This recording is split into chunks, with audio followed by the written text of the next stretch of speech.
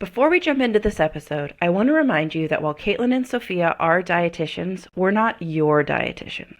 This means the information shared in the Food Freedom Fertility podcast is intended to entertain, educate, and inform.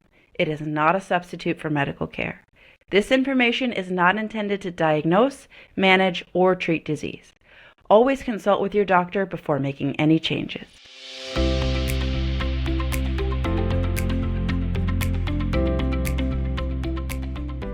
Welcome to another Connection Corner where you write us a review and we read it back to you. So if you like this and you want us to read your review next time, go into the app that you're using to listen to us right now and write us a review. And maybe next week, yours will be the one that we read.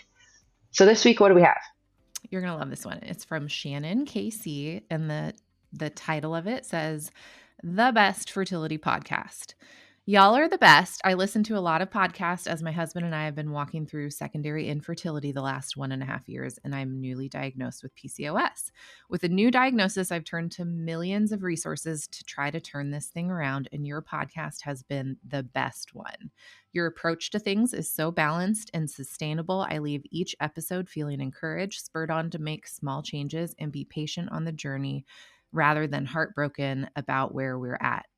Thank you for what you do. New loyal follower here. Y'all are so hilarious, and I love your friendship, banter, and spiritual encouragement. Thank you."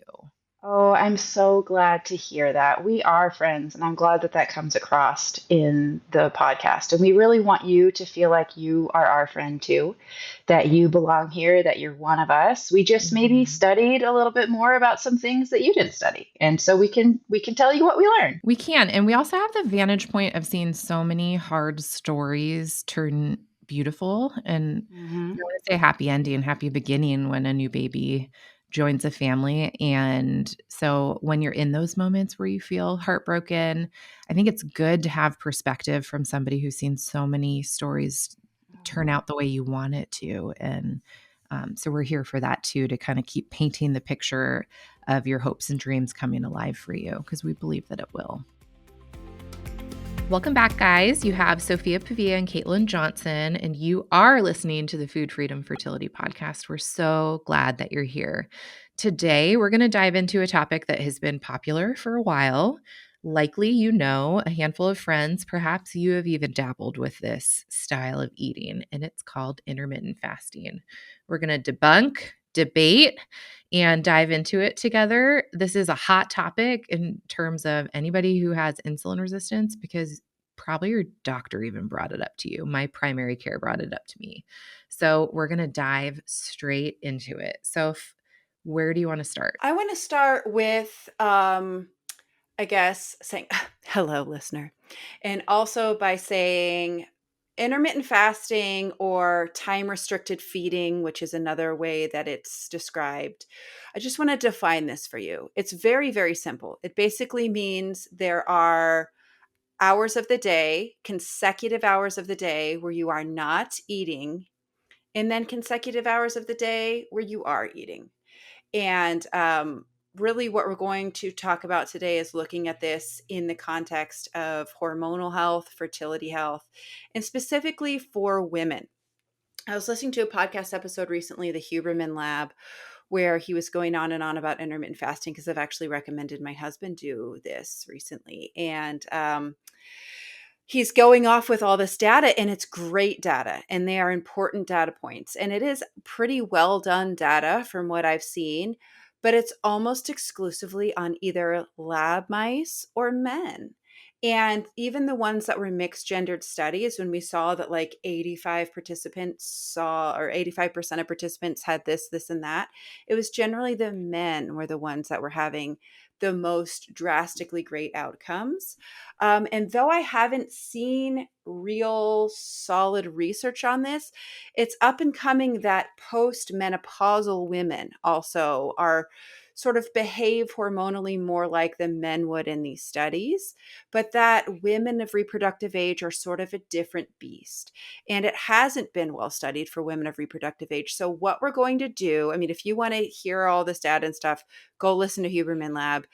What I'm basically going to do is take the data, the research, everything that I have seen, plus my experience as a women's fertility dietitian and sort of cook up what I think is best for you, the woman who's trying to conceive, in this lens. Because we don't have big, great, well done studies on women of reproductive age doing intermittent fasting. So I don't have that data to share with you. There's a few data points where women of reproductive age happen to be included in some of these, but we don't have a lot of great data points specifically studied for you, the woman who's trying to become pregnant. So we're just going to extrapolate some of these results into something that hopefully resonates with you. And if you think this is bunk science, kiss my butt. I'm the one who has the microphone. When we're talking about time restricted eating and what most people are calling intermittent fasting, it's really popular right now, and it's done more commonly in a fashion where during one particular day you have an eating window and a fasting window. There are other types of intermittent fasting where you have 5 days in a week where you eat normally as you would. You wake up, you eat when you want, you eat all day long whenever you want, and then you go to sleep. But then maybe 2 days per week, you have like a full 24-hour fast. So you only drink water on those days. While we have some research on that, and actually the research I've looked at is they tend to fare similarly. More people want to live out the I'm fasting from 6 p.m. until 10 a.m. the next morning, or 8 p.m. until noon the next morning. That would be a 16-8 fast, meaning you're fasting 16 hours and you're eating within an 8-hour window. I know people who have self-appointed this eating kind of style and go down to like a 2 to 3 hour eating window. Hey, Food Freedom and Fertility family, it's Sophia introducing Fertility Cloud. High treatment costs can be daunting, but here's some good news. 80% of Fertility Cloud patients have gotten pregnant for under $2,000 after just 5 months of treatment. Starting your family doesn't need to come with a huge price tag. Fertility Cloud virtual consultations mean you can talk to them from the comfort of your couch. They create personalized plans for men and women, whether it's ovarian stimulation with Clomid or Letrozole, Ovidrel trigger shots, guidance on male fertility, or even weight management support with medication. As a special for Food Freedom and Fertility listeners, get $50 off your initial medical doctor consultation. With meds delivered in just a day or two, unlimited support for your questions, and free follow-ups when needed, they're here to make your path to parenthood smoother and more affordable. Ready to start? Visit myfertilitycloud.com and enter Food Freedom, one word, at checkout. And that's the thing about intermittent fasting that I would say is fairly different from all of diet culture, in that there is this idea that you can eat whatever you want when you eat, because we're not saying you can't have chocolate cake or you can't have pizza or you can't have this or that, because you're drawing on hormonal benefits and not just calorie restriction. Okay. So the major selling point of intermittent fasting is the fact that you're not creating insulin in response to major eating periods. You still will make some insulin based on just blood sugar fluctuations, but you're not having these huge boluses or surges of insulin into your bloodstream after meals. And in that sense, we can turn you into a state where we are pulling from your body's resources. And typically, what we're talking about and what we're benefiting from is fat storage. But you're also pulling from other resources as well. And so, in an overall concept of time restricted eating, we're not just saying because you only eat between maybe noon and 8 p.m., you only eat 2 meals worth of food. Not necessarily. People just are eating within that window. So maybe they'll eat a meal at noon, they have a snack midday, or like a lunch mid-eating window at like 4, and then they eat again right before their eating window closes. And this is all like very shiftable, right? But there are people that are hardcore into this that discuss it in one particular way. Um, and so I just want to kind of define that for you, because it isn't the same thing as saying like I eat keto and then everything that I eat, no matter when I eat it, has very little carbohydrate. People intermittent fast and eat all kinds of eating patterns. So this podcast, we're all about like, what are you going to eat? What are you eating? What are you avoiding? What are you eating? What are you eating? And that's very important. But the win I have found is, I wouldn't say equally important, but it's up there. It's really up there. And I want to make sure you understand how this works. And I don't want you to be afraid of this word fasting, as I say it, because we talk all the time about how fasting is not healthy. Going on like a juice fast, the master cleanse, fasted workouts, all these things. We just don't recommend this for women of reproductive age. We just don't. But this is a little bit different in the way that I would say we're more just controlling or putting more thought into when you're eating and when you're not eating, because it actually is a big deal to your body. So diving right in, what would be the reasons that someone would be interested in this kind of thing, right? Why would we even care? Why am I going to restrict myself from eating at certain times? Why wouldn't I just eat whenever I want all the time if I'm eating healthy food, right? And that's a fair point. And we want you to see this as sort of like there's layers in foundations. So if you are someone who's struggling to even eat healthy food, I don't really want to restrict the time of day that you're eating. I don't really want to start doing those things for you. This is not for you if you're in that situation. Not for you. So skip this episode, go to the ones about what to eat and how to work in protein rich, fiber rich, antioxidant rich foods in every meal and snack, and just stay there for a while.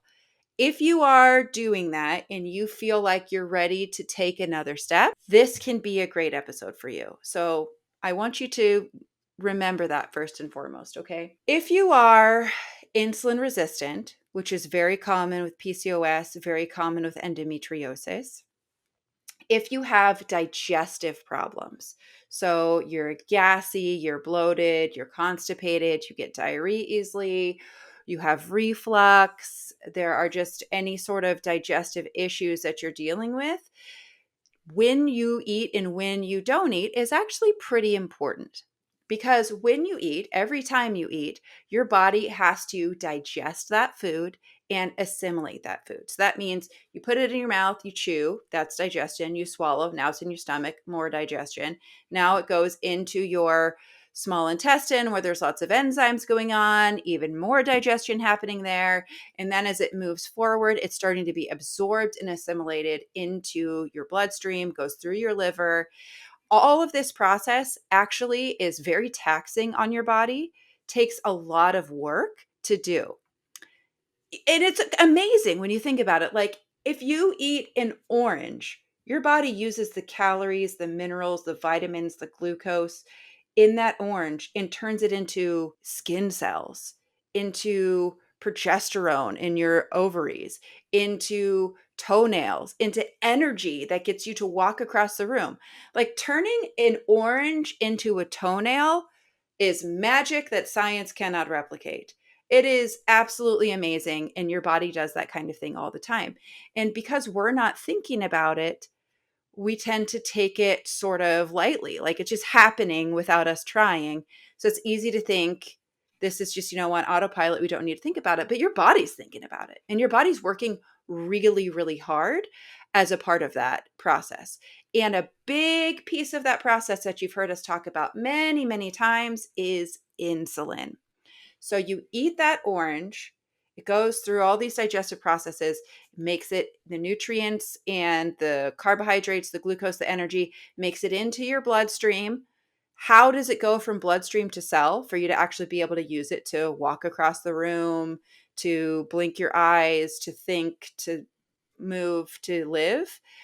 Insulin is how that happens. So whenever you eat, your body will have a surge of insulin. If you are insulin resistant, the more surges of insulin, like the more numerous they are and the bigger they are, the worse the insulin resistance is going to become. So this is a big piece of why you may want to be interested in intermittent fasting, because eating fewer times during the day means fewer insulin exposures throughout the day. So you are not exposing your body to insulin when you have that coffee with milk in the morning, and then another exposure when you have that breakfast, then another exposure with a handful of peanut M's, and another exposure when you have some cheese and crackers before lunch, and then another exposure at lunch, and then another exposure after lunch when you have an iced tea, and on and on and on it goes. Every time you put a bite in your mouth all day, your body is making insulin, releasing insulin, making insulin, releasing insulin. When we tighten that down and we have many hours of the day, we have between 8 p.m. and 10 a.m. every day that your body is not making insulin, you by nature become more insulin sensitive. You're not having these big surges of insulin all day, every day. There are actually times of day where your body is not being forced to produce insulin. So this is one of the big benefits to intermittent fasting or time restricted eating, because there are big chunks of time throughout the day where you're not eating. That's important because insulin doesn't just say, hey, cell, open up, take in the energy and use it. It's a Mhm. growth hormone and it tells your Mhm. body to store things. So it's not just less opportunities at insulin floating around in large amounts. It's that we set your body into a stage where it can actually pull from stores versus being programmed to put into. It's kind of the idea, like, if you think about somebody who really limits what they eat in terms of calories, but all they ever eat are super sweet things, they will not lose weight and fat as quickly as Mhm. somebody Mhm. who eats the same level of calories and things that aren't spiking their insulin as much. Pulling this lever on intermittent fasting where you're having less exposure to insulin is really similar to going into a ketogenic state where your body is shifting completely away from using blood sugar and making a lot less insulin. They kind of flex a really same lever in terms of weight loss, which is usually a primary goal of intermittent fasting is weight loss. When you have less insulin, you also have less appetite.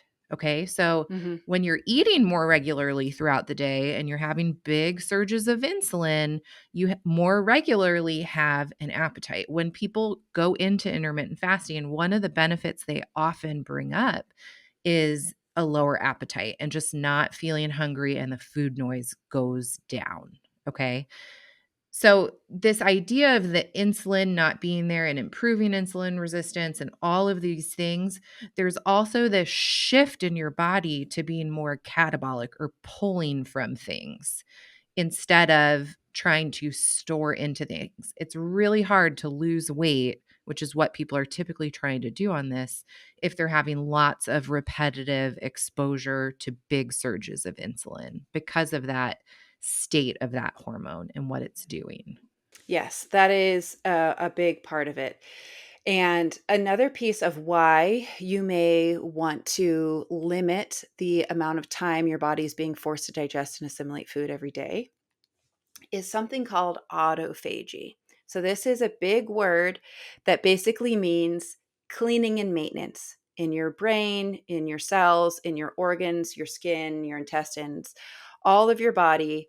As cells are, you know what? Here's a good example. You know how people say, like, your body totally regenerates itself every 7 years? Well, it's not like, the 7 year button happens and like, doodle doodle doodle doo, like Mario eats one of those mushrooms and like becomes a different sized Mario. It's a slow process that's happening all the time. So your body is breaking down old diseased cells that aren't working anymore, and new, fresh, healthy cells are growing in its place. This is happening pretty much everywhere in your body at all times. There are a few very specific places that don't break down and regenerate, but those aside, this is what your whole body's doing at all times. This is called autophagy. It's where your body is digesting old tissues and regenerating new. When you are in a fasted state, that is where your body can have prime autophagy. Because remember, when we are digesting and assimilating food, this is a big job. Our bodies are actually working really hard to pull that off. So, when we are in the fasted state, when we haven't eaten, our body's not working on digestion or assimilation right now, it can switch over to do some of these other jobs. It can clean and repair and restore. And this is one of the great benefits to having specific times during the day where you're not consuming calories, not consuming food. Your body's not being asked to break down food and digest it and turn it into new things in your body. It's a good break for this, especially for cells called enterocytes. So these are the cells that line your intestines.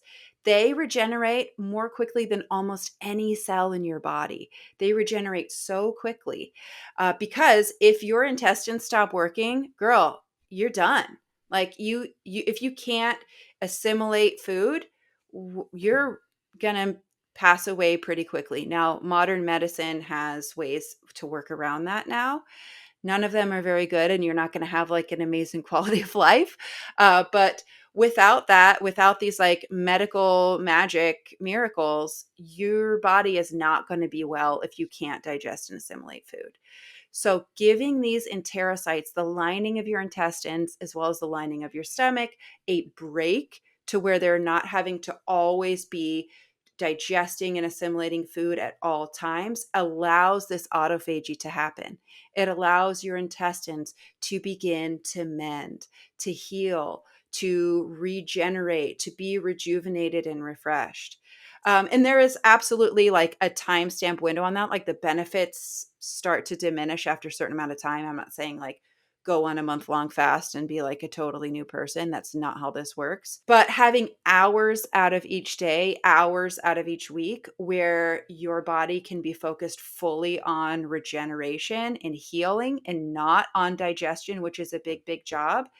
That's one of the benefits of intermittent fasting. I think that when people hear these things, they're like, okay, so a lot of this happens like without me even thinking. But I Mm-hmm. am thinking about food all the time, right? Like I may not be thinking Mm-hmm. about digesting it, but I am like literally hungry when I wake up. So how can you reconcile the benefits with kind of what people are going to hear in terms of how to actually do it? Because here's the thing. Sophia started off by saying there isn't a lot of research in women of fertile age, right? Mm-hmm. But you're going to hear Samantha down the street struggles with PCOS and she intermittent fasted and then she got pregnant. People are going to look at the mechanics of it and go, this makes sense. Are there other Mm-hmm. benefits that you want to talk about before we start talking about why or how you might want to frame thinking about this? Those are really the two main benefits. And from those, like the trickle down effect happens. So, because of the reduced insulin exposures, or just because of the reduced, let's simplify it even further, because of the reduced time that your body is being exposed to new calories and new sugars, digestion, and all of those things, when reducing the amount of time your body is doing that, we see hormonal impact like the one we saw from insulin, but there's other hormonal impacts that can come from this. So that's the big piece there. The second piece is the increased autophagy. So that's the more breakdown of old tissues and growth of new.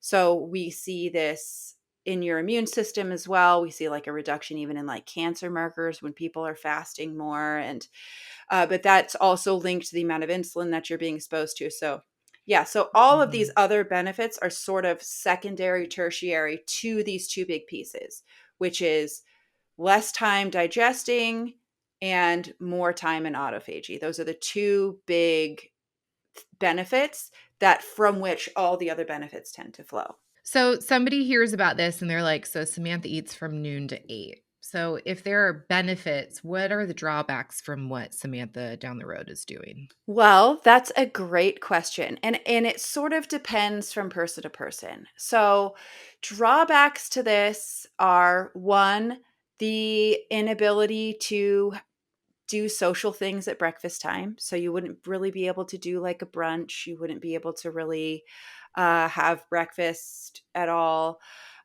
Your meal would more be moved to lunchtime. So you could still certainly eat breakfast food, but it would be in the middle of the day. The second drawback is that I just really don't recommend fasted workouts for women really all that frequently. I just don't. It's not, it's going to cause an increase in your cortisol. It's going to mess with your progesterone. So if somebody's listening to this, I mean, I've heard people say, I just drink coffee with sugar and half in it, and then I start eating lunch at 1. And they consider that fasting. And you and I both know that's not fasting. Can you It's not describe when you fasting. Yeah. say what fasting is, what exactly you mean by that so people understand how strict we're talking about? Absolutely. So, what I'm pretty much talking about is that we are not ingesting calories, any calories. And let's use our brains here, guys. Okay. Let's not then have a triple shot Americano loaded up with pumps of sugar free syrup and be like, well, it's not calories. Like, okay, it's not. But, on what planet is that good for you? So let's use our intelligent brains here and remember that we need to take care of ourselves. And this isn't a system to try to cheat. This is a system by which to care for yourself. So I want you to look at that through this lens. We don't need to try to find holes in this that we can cheat through because you're cheating yourself. Well, and we may or may not even recommend fasting, right? So let's Yeah, not let's yes. approach the whole thing as how can we nourish ourselves and become the most fertile self? Exactly. We're and the answer for you may be I'm not doing this fasting thing because this may not be Mhm. the best thing for you. And we're going to continue to talk about, as we go through these things, there's going to be some red flags in your mind going, "Ooh, that sounds like me." Like I really like my morning workouts. And that's really the only time I have to exercise. So then being fasted until noon, that's not going to work for me. So then we Right. know that's not going to work for you. So we need to adjust your feeding window or do something a little different for you. Hey, friends, we're taking a break from this episode so I can share with you a little more about one of our sponsors, Fullwell. Fullwell's a reproductive health company offering superior nutritional supplements that are made without compromise to support women and men throughout their reproductive journey.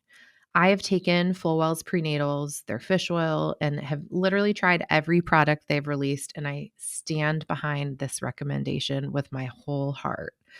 One of my favorite things to recommend to clients is their fertility trio. This includes their egg and sperm quality supplement, their women's prenatal, and fish oil. This helps proactively support you getting ready to conceive. This trio includes things like CoQ10, ashwagandha, and NAC. It makes me think of a life vest. You don't want to go into pregnancy without these foundational supports.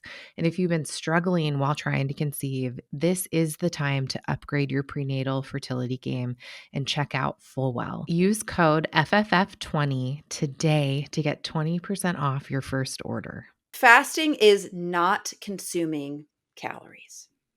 We're just going to define it really simply like that. So you're not consuming calories for X amount of hours per day. And that's pretty much it. Very, very simple. So fasted would mean you get up in the morning, you can have some water, and then you go about your day until it's time to eat. And then you would have your coffee with cream and sugar or your tea or whatever beverage that you like that contains calories.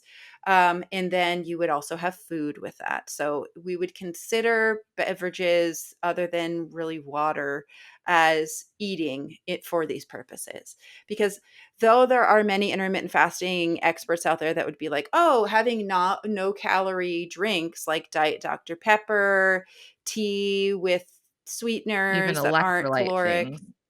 Yeah, electrolyte drink. Yeah, and you know what? A salt water in the morning is a great idea. So I would be fine with that. But we don't want things that are like sweetened and what all. Like the people that are promoting these things, they're not looking at it from a fertility lens. Artificial sweeteners, artificial flavors, artificial colors are not a good idea when you're trying to conceive. So don't be like, oh, well, I can have these and I didn't break my fast, because what are we really doing here? We're trying to care for your fertility. All right. So breaking your fast means eating or drinking calories. So fasted, not eating or drinking, not fasting anymore means eating or drinking. And when you have that first time that you are eating in the day, that's your breakfast, because you're breaking your fast. So whether that's at 10 a.m., whether it's at noon, whether it's at 1 p.m., that is your quote unquote breakfast, because you are breaking your fast. And your fast is now broken until you are completely done eating for the day. So I'm not saying you're going to be continuously eating for the 10 to 12 hours of the day that you are not fasting, but we're considering that your fed window, because those are the times of days when food is an option to eat and still be intermittent fasting in the other times. And it's also understood that even if you broke your fast at, let's say, 10 a.m. and you don't eat again until 6, you're not fasted between 10 and 6. That's still a fed window because you ate that day. So that's sort of how I want you to consider this. So at what point, if somebody is choosing to fast, does this have like a diminishing return? Like if a 12-hour fast is good, is an 8-hour fast good? Is a 6-hour fast good? Like if we just shrink our eating window to nothing, is that going to be better than having just like you can eat whenever you want, whatever you want? So this is a little more complicated because, like you said at the beginning of this episode, there's times when like people eat regularly for 6 days a week, but then they have one day a week where they just fast entirely. And how that seems to have similar benefits to people that fast just for a few hours or extra hours every day. Mm-hmm. So I don't have a super great way to know about this. I mean, a lot of the data that was done, or a lot of data available, the research that was done in laboratory conditions where we kind of had to go by what the laboratory technician and the people working in the lab could do. And so a lot of the data is on an 8-hour feeding window. And we see pretty similar benefits from a 10-hour feeding window, pretty similar benefits from a 6-hour feeding window. So it Mm-hmm. seems like 8 is sort of like the median point. But you're going to see benefits extending it even to like 12 hours. So you have 12 hours a day where you're eating. So you have your breakfast at 7 and you finish your last bite of dinner by 7. And that's 12 hours a day where you're having food. And again, you're not eating continuously for 12 hours, but that's just the amount of time per day your body's dealing with digestion and such. So even in that way, 12 hours, we see benefits there. We see more benefits at 10 hours, more benefits at 8 hours. And I think once we start shrinking beyond that, we still see the same benefits, but they kind of plateau. And then it starts becoming less benefits once we're shrinking it down to like 5 hours, 4 hours, shrinking it even further. Now we're starting to see less benefits. But still more benefits there than if we were just eating continually all the time. Like they hear fasting window, eating window. Like when Mhm. I think about it, not just we're fasting and we're eating. One thing Sophia brought up earlier in this episode is like the way someone may do it, they may miss out on social pleasantries like going out and getting a coffee with a friend or going out and Mhm. having breakfast with someone, or if you fast an entire day of the week, if you do that type of fasting, you may miss out on that. Now, I think for a lot of people with fertility issues, they're missing out on a lot of social pleasantries already. They've reduced their Oh, yeah. caffeine, they've reduced their alcohol, they've already instituted all these things. They stop going to activities because they're sad and don't want to be at another baby shower. Like there's a lot of this has impacted my life Mhm. so much. But when I hear people as a practitioner who shrink their eating window down to like 6 hours a day or 5 hours a day, what I hear is you have literally missed out on a couple meal times probably and Yes. opportunities to live a life similar to what you've lived your entire life. And that may have like positive physical benefits, but that may not have positive mental health benefits. And Exactly. I think we need to be realistic too about what we're asking of our body. Can you handle the stress of your job if you skip breakfast and lunch and you have a snack at 3 and go home and have a dinner? So it's not even just about like what is the fasted period of time and where is the diminishing return physically. Sometimes there's going to be a diminishing return in terms of how this is impacting the rest of your life and is it worth it? And I think that that's a piece of a question when you're changing any health activity. Is it worth giving up an hour of my scroll time on my Instagram to get into the gym 3 times a week? Yeah, it's worth it. That's not a hard, like, mental question. Is it worth giving up alcohol in my first trimester or in my 2-week wait because I might be pregnant? Most of us would say yes to that. Not Yes. everybody, but that's a decision that you get to make, right? And so I think that there's always like when you're talking about diminishing returns or where does the benefit drawback end, we need to remember that we're talking about your daily life that we might be implementing one of these changes into. And Mhm. it may have a far-reaching effect that you don't even really understand right now. And it needs to be sustainable. That's another piece of this that I really want you to understand is that changing up your feed window is going to make your body think that you have traveled and are in a different time zone. And it's going to really Mhm. sort of mess up your internal rhythms. So if you Right. are usually only eating for 8 hours out of the day, and then you decide to throw that by the wayside on the weekends, your body's going to have a struggle. It's going to be difficult for your body in that way. And so I want you to be realistic about what can be consistent for you. An 8 hour feed window may not be realistic consistently, and you might need more like 10 Mhm. hours or 12. And that is something that Mhm. you can stick to and you can manage with ease or more ease because there's so much about this journey that's not easy. There's not enough amazing benefits from this to where I need you to really crush yourself to make it happen. This is not Mhm. one of those things. There are absolute benefits to intermittent fasting, but I think at this point we should sort of just switch over into what should the girl who's trying to conceive do? Like, where do we go with all of Mhm. this, right? There was so much Mhm. more that I wanted to say, but let's just cut to the meat and potatoes out of this. From a perspective of there are benefits to fasting. Guys, Hmm. we've been doing this in all of human history. You fast every night you Amen. go to bed, right? So, like, how long are we fasting? The food choices we make when we're eating, we're already making these decisions a lot. We just don't think about it this way. Like, you don't necessarily add together, I went to bed at 10 p.m., so I know I haven't eaten after that, and I don't eat breakfast before 8 a.m. And so oh my gosh, all of a sudden I hit a 10-hour fast. We just don't typically think about it this way.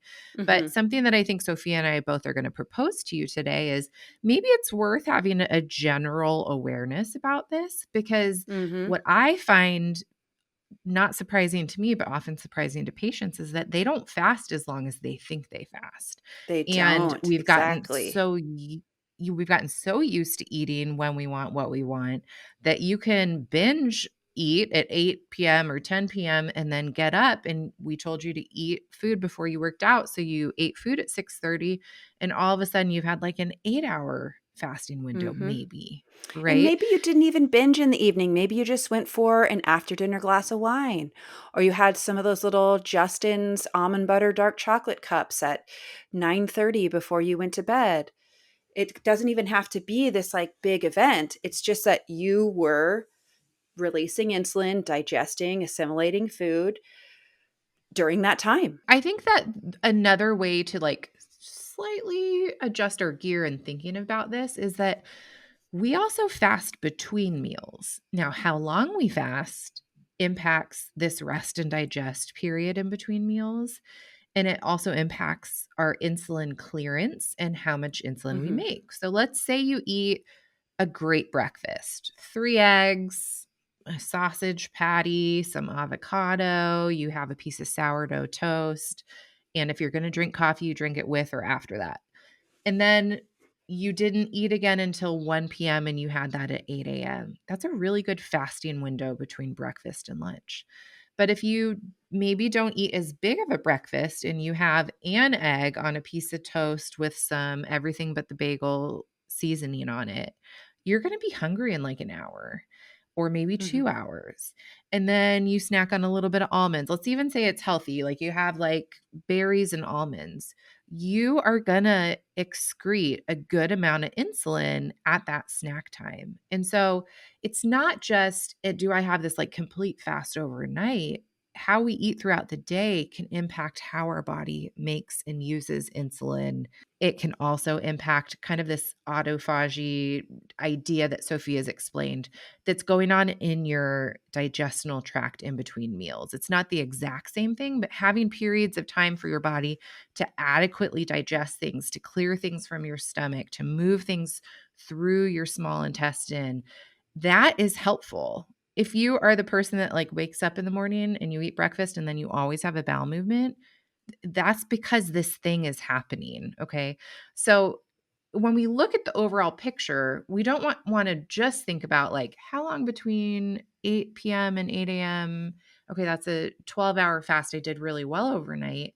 If you're somebody that's really not hitting good nutrition at your meal times, you could probably benefit from, instead of snacking all day long in between meals, bulking up your meal times and benefiting from some of the pieces of this idea of intermittent fasting, but just in your everyday setting. And this is something that I do with my children as well. Kids will want to snack all day. I want to snack. I want to snack. I want to snack. And it's so easy to just every 15 minutes be cutting up an apple, opening up a bag of this, handing them a pouch of that. And it's not good for them either. It's not good for their oral health. It's not good for their digestive health. It's not good for their internal hungry and satiety cues. It's not good for their blood sugar. We're just not meant to be doing this. It's not how humans were made, because for most of human history, eating meant a lot of preparatory work. And so there weren't snacks, like, didn't exist. Maybe if you like pulled a carrot out of the ground, plucked an apple off the tree, but other than that, there really weren't snacks. It was like you prepared a meal, you ate a meal, and that was it. And preparing meals was much more difficult. It wasn't just pop it in the microwave. It was like, go slaughter this pig. So we're just meant to have breaks. And so what breaks can look like for you, and this is really just how I want you to envision this, is really each night having that overnight fast where we deliberately stop eating at a certain point in each evening and then don't start eating again until the next day.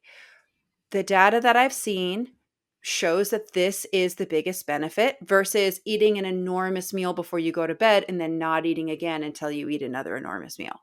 That's still technically intermittent fasting, but it's not going to do for you what eating during your waking hours, the middle of the day eating, does. So you want to stop eating 2 to 3 hours before you go to sleep. And you want to have at least an hour of fasted time after you wake up in the morning. This is the way to get the most benefits out of this. So regardless of what you're doing, regardless of if you're having timed eating, you're measuring these things or whatever, eat enough at dinner or your after dinner snack to where you can stop eating 2 hours before you go to sleep. And then when you wake up in the morning, drink some warm water with salt, do a little walk, do your meditation, start preparing breakfast, all those things. Sit down to eat your breakfast at least an hour after you've woken. And this is going to give you a lot of the benefits of these more strict and difficult intermittent fasting things. You're going to reap those benefits pretty easily just by following this timeline.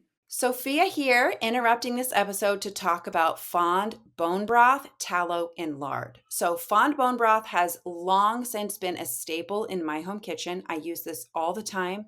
You will always find it in my kitchen. And do you know what? I even make my own bone broth.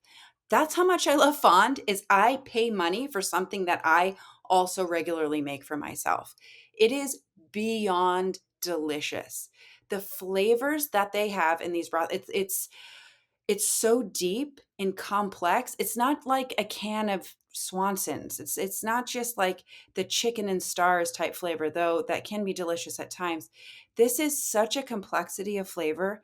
It's almost like a beverage, and I'm not exaggerating. Plus, you can use it in cooking, everything from vegetables, starches, grains. Very, very easy way to get more collagen, protein, and minerals into your life by simply cooking with broth.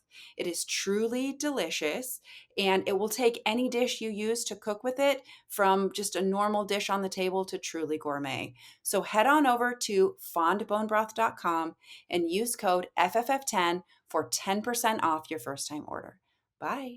And there are studies that I think are compelling to show if you are going to time restrict your eating, breakfast is not the meal to skip. We see that people ovulate more frequently in ovulatory dysfunction fertility settings. Like if you have PCOS, hypothalamic amenorrhea, like if you have ovulatory dysfunction, those who eat their biggest meal of the day of breakfast ovulate more frequently and more regularly than those who eat the biggest meal of their day, dinner.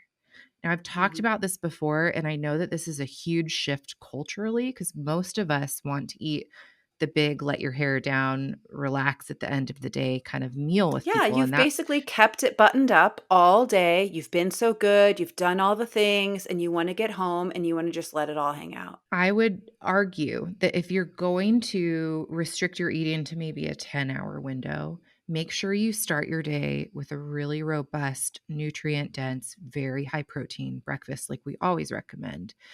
Don't let your meals become like this baby little mini breakfast, a medium sized lunch, and a huge dinner, because you will ovulate more robustly, more regularly, and I would argue probably with higher egg quality if we can really pretend like grandma was right and that the most important meal of the day is breakfast.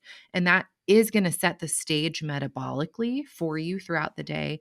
And the other thing that it's going to do is it's going to help improve your overall circadian rhythm.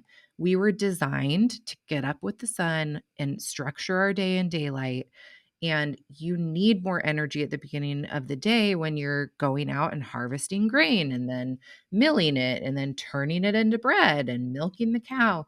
And so people ate in the morning. For millennia, people ate a big meal in the morning. Or you can look at other cultures where their biggest meal is lunch.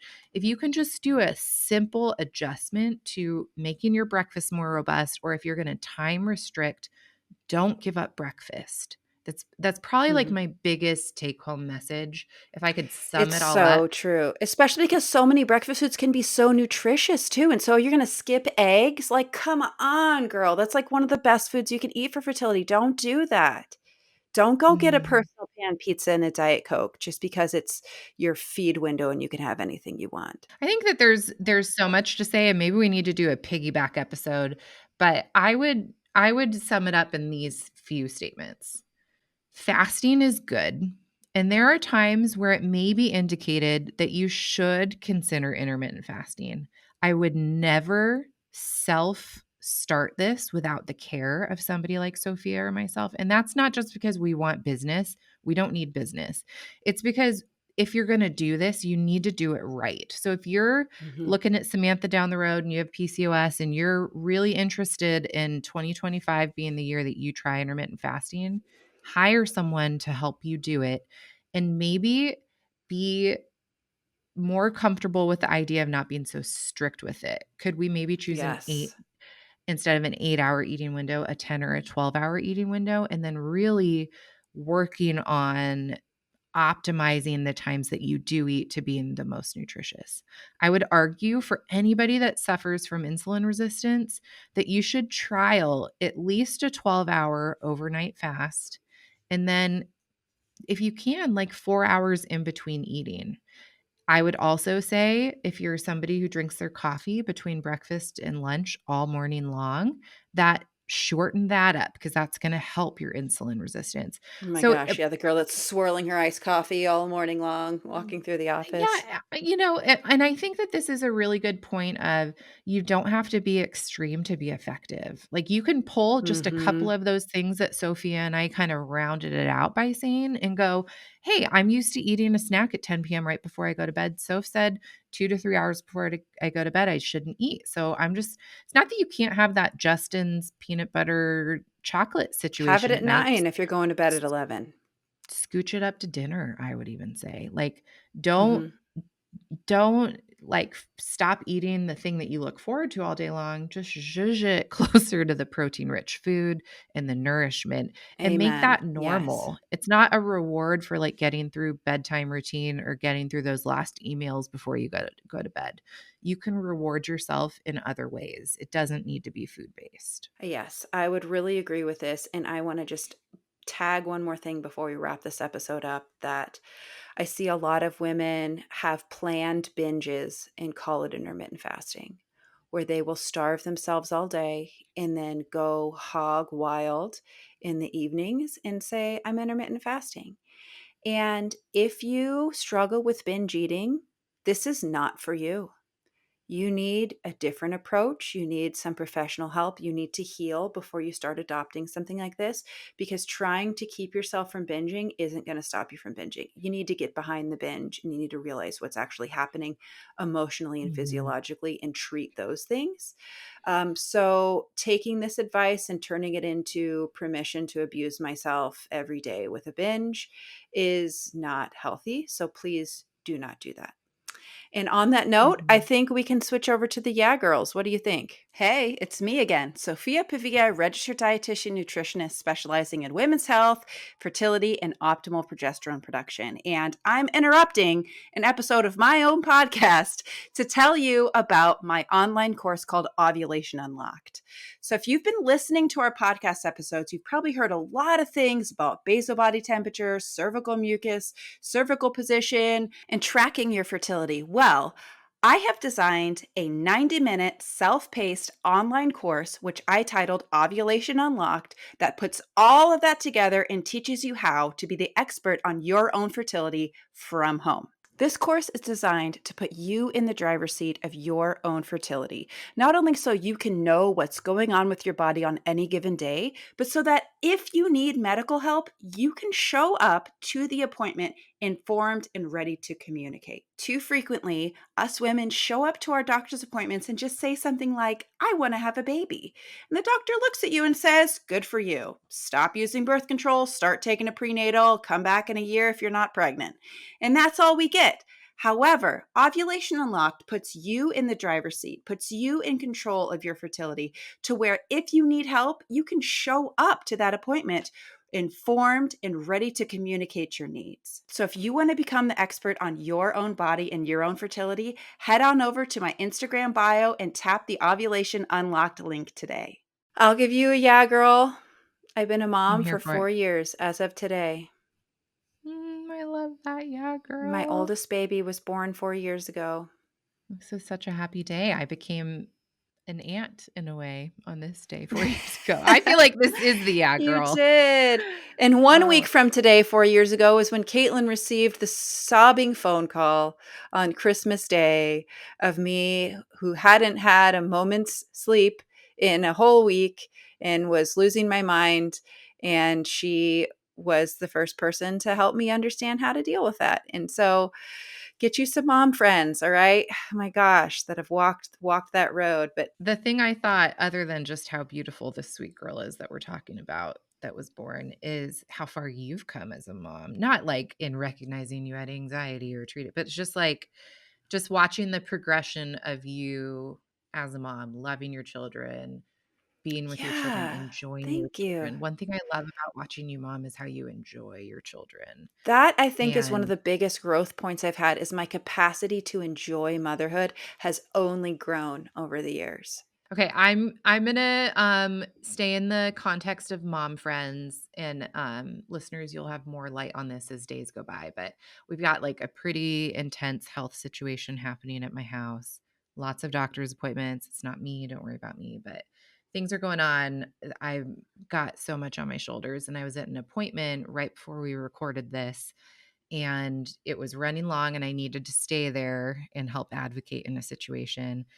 And I was like, I had like 5 people I could call and be like, hey, will you pick up Bonnie? I'll come by after this work call I have and pick her up. And the person was like, oh my gosh, so easy. I love Bonnie. So happy to get her.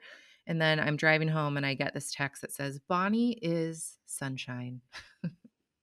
And just having a community that loves you and can be there for you in hard times, and like not even a question asked, not like, not one question, not a blip. I texted the teacher wrote back, she picked her up, she's doing great, transition went great even though she didn't know where she was going. Like just moments like that, you just have to thank God that you just have family around you. Like this friend that did it for me Amen. is family to me. And so Hannah, shout out to you. I'm so thankful for you. And I'm just, ladies, you know this, you're listening to this living through hard right now. Like community is everything, and pour into your community. They'll pour back into you. You don't do it for like, you scratch my back, I scratch yours, but like community is everything. And to that end, I'm glad that Sophie and I get to be your community. So yeah, girl, to all those things. Amen. So thanks for giving this one a listen, and we'll catch you on the next episode.